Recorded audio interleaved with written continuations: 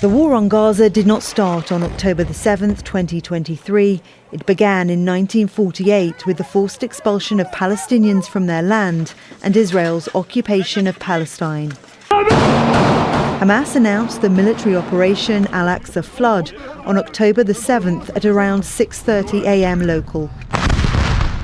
It had been planned years in advance with one overarching goal: to focus the world's attention on Israel's occupation.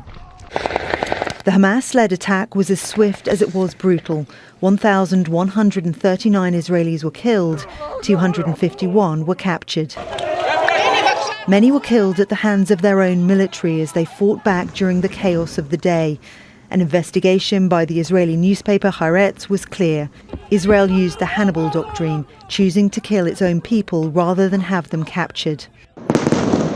On October the 8th, Israel declares a state of war and calls up 300,000 reservists. Its stated aims are a destruction of Hamas and the return of the captives. The then defense minister announces a complete siege of Gaza. Starvation becomes a weapon of war. I have ordered a complete siege on the Gaza Strip. There will be no electricity, no food, no fuel. Everything is closed. We are fighting human animals and we are acting accordingly. Gallant's comment cements Israel's attitude. This is not a war on Hamas, but on the Palestinian people. Between the 9th and the 25th of October, Israel pounds Gaza by air, land and sea. On the 26th, it sends in ground troops.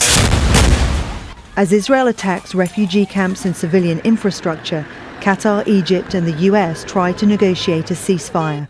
The death toll mounts. Then, on November the 24th, a breakthrough. A 4-day ceasefire is announced. Initially, it's seen as a success.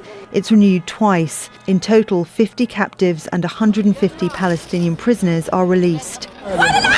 But minutes after the ceasefire expires on December the 1st, Israel resumes its war. The death toll rises daily. Gaza is becoming a graveyard for children. The international community, led by the United Nations, begins to call it a genocide, the systematic destruction of a people. Israel then declares the UN Agency for Palestinian Refugees a terrorist organisation and says the UN is anti-Semitic. On March the 26th last year, the UN Refugee Agency publishes a report entitled Anatomy of a Genocide. Israel rejects the report, as does its main international backer, the United States. On December the 29th, South Africa brings a case of genocide against Israel in the International Court of Justice. The court agrees there is a case to be answered. Human rights organisations agree it is a genocide and submit detailed reports. And yet Israel continues its assault. Everyone from aid workers to journalists, women and children are in the firing line. Israel has reoccupied northern Gaza, forcing Palestinians into the centre and south of the Strip. It would take more than 39 years to attend a funeral a day for every Palestinian child killed. Not a Hamas fighter, not an adult or an aid worker or a journalist, a child.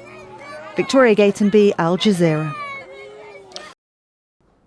Make sure to subscribe to our channel to get the latest news from Al Jazeera.